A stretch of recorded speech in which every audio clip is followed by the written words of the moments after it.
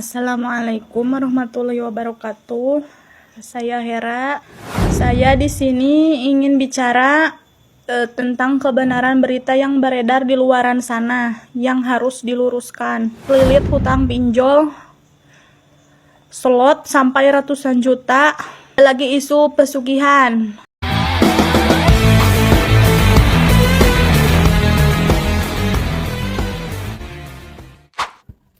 Oke guys, kejadian-kejadian tragis banyak terjadi sekarang ini ya guys.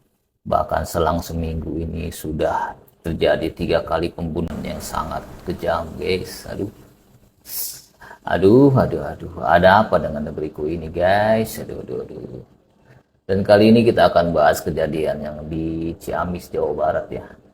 Di mana telah terjadi pembunuhan yang dilakukan oleh suami yang menghabisi istrinya lalu dimutilation guys.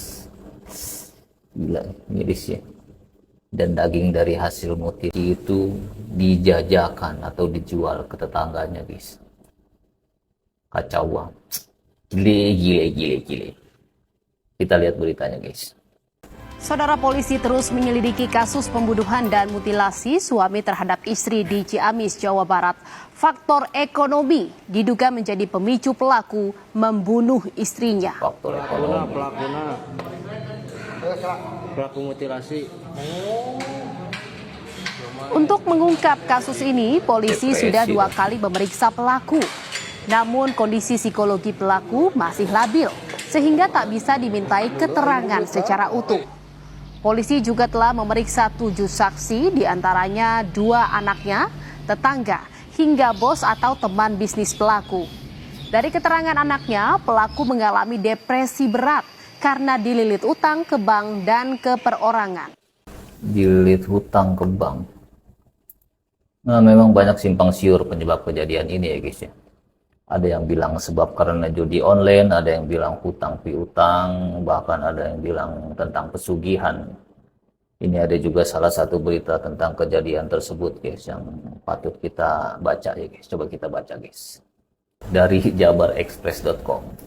Tetangga ungkap penyebab bandar sapi mutilasi istri di Ciamis ternyata karena ini. Coba guys kita baca guys. Meski beredar banyak info terkait penyebab pelaku Tar melakukan mutilasi terhadap istrinya ini, namun pihak kepolisian masih belum memberikan keterangan resmi tentang motifnya. Karena pelaku masih belum bisa dimintai keterangan. Oke. Peristiwa itu menggegerkan dunia maya karena video pelaku membawa potongan tubuh korban viral. Bahkan pelaku berkeliling ke rumah tetangganya menawarkan daging dari tubuh istrinya untuk dijual. Gokil. Eta di lembur abi min. Ngeri. Pokoknya foto daging sampena. Aduh, gak ngerti bahasa Sunda deh guys. Foto daging sampeana mani ngeri budakna korban. Jadi budakna korban judi slot hutang 150 juta. Pelaku bapaknya stres, itu di kampung saya min. Ngeri pokoknya, foto daging kakinya sangat ngeri. Anaknya korban judi slot, hutang 150 juta. Pelaku bapaknya stres. Tulis akun tersebut saat mengomentari postingan yang diunggah di Instagram Indo Jawa Post. Oh, dia komen di Indo Jawa Post begini guys. Dari komentar tersebut diketahui bahwa sang anak memiliki hutang hingga ratusan juta yang membuat ayahnya stres hingga. Dari komentar tersebut diketahui bahwa sang anak memiliki hutang hingga ratusan juta yang membuat ayahnya stres hingga depresi. Bener nggak guys seperti itu guys? Berita ini sepertinya bersumber dari tetangganya ya, yang berkomentar di akun Info Jawa Barat ya guys ya. Yang pastinya kita nggak tahu komentar ini benar atau salah ya. Dan memang menyangkut kasus ini sangat susah guys mencari informasinya guys. Karena mungkin terlalu sadis sehingga berita seperti ini tidak diperkenankan tampil di medsos secara gamblang. Dan ini ada video klarifikasi guys dari keluarganya guys yang mengalami kejadian tragis ini guys. Dia ingin meluruskan simpang siurnya penyebab kejadian ini terjadi ya guys.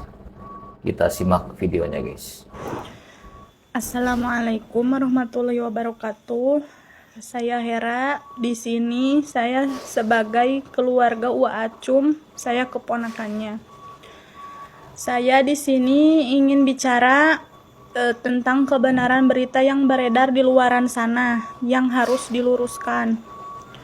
Diberitakan anak Ua terlilit hutang pinjol slot sampai ratusan juta. Saya tekankan di sini itu tidak benar. Ya, itu sudah diklarifikasi dengan keluarganya ya, bahwa berita tentang judi slot dan utang 150 juta itu sangat tidak benar, guys. Dan itu nggak mungkin sih anak-anak sampai hutang 100 sebesar itu ya, guys ya. Coba kita lanjut, guys. Itu hoak, itu tidak benar. Itu hoax, guys. Memang keluarga akui kejadian slot ini pernah dialami, namun itu kejadiannya sudah lama dan sudah terselesaikan. Juga tidak seperti isu yang di luaran sana yang mengatakan sampai terlilit hutang ratusan juta, itu tidak benar.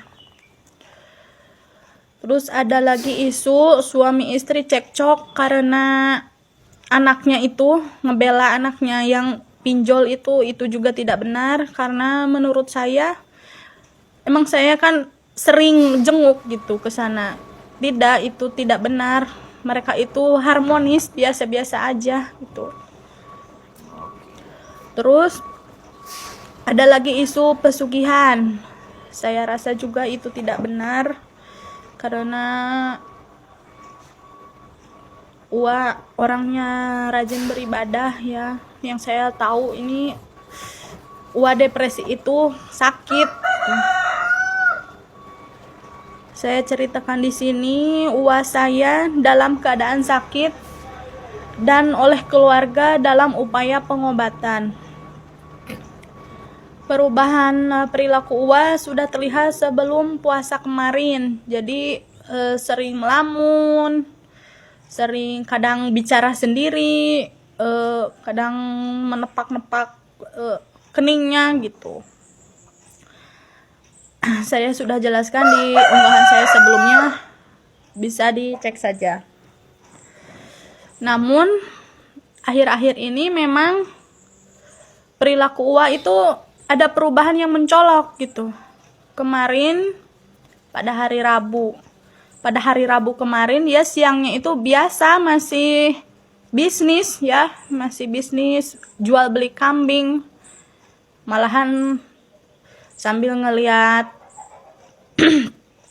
kerjaan gitu yang lain malahan mah. Nah, malamnya itu pada hari Rabu malam sempat ada kejadian Ua upaya berdiri dan warga setempat pun juga mengetahuinya. RT setempat pun juga mengetahuinya karena beliau ada di tempat waktu itu, ada di Ua gitu, sedang melihat, menjenguk gitu. Saya beserta keluarga tidak berdiam diri dan juga mengupayakan pengobatan Ua. Hari Kamis sore saya ke sana beserta ibu saya, beserta suami saya, menjenguk. Kita rembukan nih, Ua ini harusnya gimana gitu. Nah, sepakatlah keluarga itu untuk melapor ke pihak puskesmas. Nah, petugas kesehatan dari puskesmas itu pun datang ke rumah pas malam itu. Sambil kita keluarga itu bertanya ini solusinya Ua harus gimana gitu. Nah, disarankanlah oleh petugasnya itu untuk mendatangi psikiater katanya. Ini dikasih obat sementara dulu, obat penenang atau apa saya tidak tahu ya. 2 dosisnya itu 2 kali minum. Yang pertama itu kan pas malam, pas masih ada petugasnya itu diminum. Nah, 1 dosisnya lagi untuk besok pagi Kamis diminumnya. Pada hari Kamis pagi pun saya sempat menengok Ua pagi-pagi melihat keadaannya. Dan itu pun menurut saya tidak dalam kondisi yang membahayakan. Tidak dalam kondisi agresif dan temperamen, tidak. Dia itu tenang, biasa, cuman tidak banyak bicara ya, kalau ditanya ya bicara, kalau nggak ditanya ya diam aja gitu. Emang jadi pendiam, padahal tadinya orangnya itu nggak diam gitu, nggak biasa gitu. Nah, saya juga menengok di hari Kamis itu disuruh cepat-cepat pulang oleh Uwa itu, kata dia merasa dia itu baik-baik saja gitu. Malahan dia itu risih sebenarnya, kita deket-deketin, kita tungguin gitu, jagain itu malah dia risih karena dia tuh merasa dia itu sehat gitu. Dia itu gak kenapa-napa gitu, dia merasanya gitu.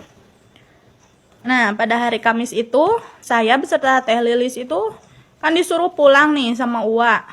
Pulanglah kita itu pada pagi hari Kamis itu pulang. Nah, rencananya di hari Jumat itu mamah saya itu, ibu saya itu mau ajak Uwa itu dari rumahnya ke tempatnya ibu saya, mau dirawat di sini saja katanya. Sambil kita upayakan pengobatan ini mau dibawa kemana, mau diobatan kemana gitu tadinya. Namun qadarullah hari Jumat pagi itu terjadilah tragedi itu, mana kita keluarga belum sempat ada update lagi ke petugas kesehatan karena memang waktunya itu mepet terus gitu. Jadi emang gak ada jeda. Kalau menurut saya sakitnya Uwa itu tidak menunjukkan perilaku agresif ya, temperamental itu tidak. Jadi kita akui emang lengah gitu, agak lengah, padahal dijaga, cuman agak kecolongan gimana gitu, lengah gitu. Kan kita tidak tahu bakal kejadiannya seperti ini kan. Padahal keluarga juga sudah menyimpan barang-barang senjata tajam gitu, barang-barang yang berbau tajam itu sudah diamankan, sudah disimpan. Tapi di sini saya juga tidak mengerti ya, kenapa bisa ngerti. sampai terjadi.